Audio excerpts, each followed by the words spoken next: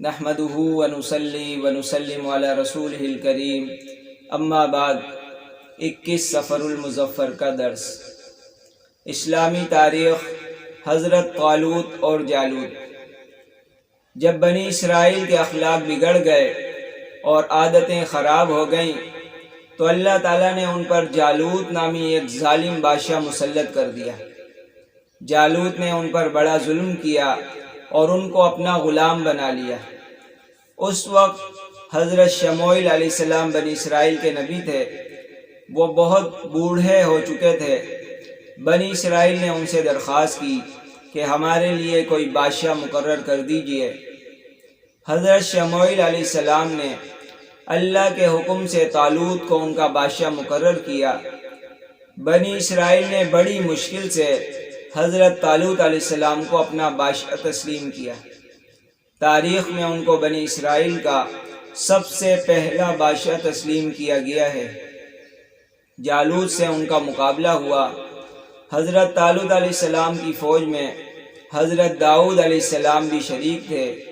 حضرت داؤد علیہ السلام نے ظالم بادشاہ جالوت کو قتل کر دیا اور بنی اسرائیل کو اس کے ظلم و ستم سے نجات مل گئی۔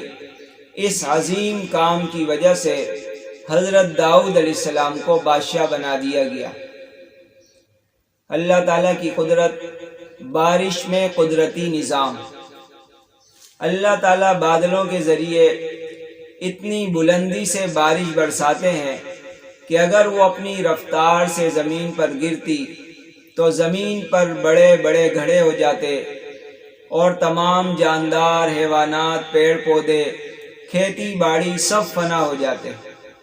لیکن اللہ تعالیٰ نے فضا میں اپنی قدرت سے اتنی رکاوٹیں کھڑی کر دی ہیں کہ تیز رفتار بارش ان سے گزر کر جب زمین پر آتی ہے تو انتہائی دھیمی ہو جاتی ہے، جس سے دنیا کی تمام چیزیں تباہ و برباد ہونے سے محفوظ ہو جاتی ہیں۔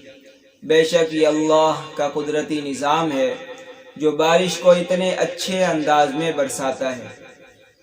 ایک فرض کے بارے میں رشتہ داروں سے تعلق جوڑے رکھنا۔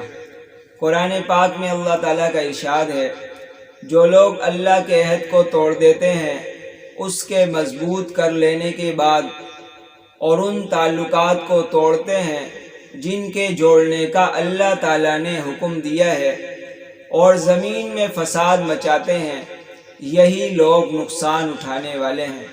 خلاصہ، رشتے ناطے اور تعلقات کو برقرار رکھنا اور اس کو ختم نہ کرنا بہت زیادہ ضروری ہے۔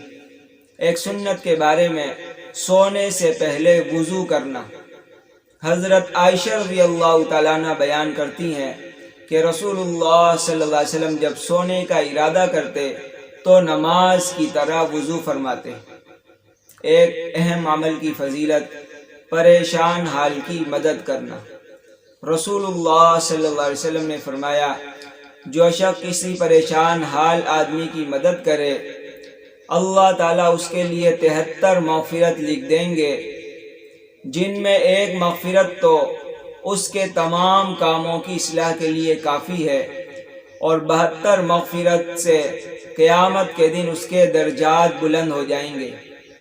ایک گناہ کے بارے میں نوکر پر ظلم کرنے کا وبال۔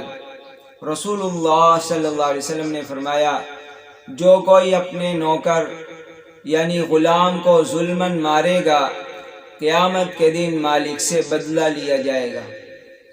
دنیا کے بارے میں دنیا اور آخرت کا مزہ۔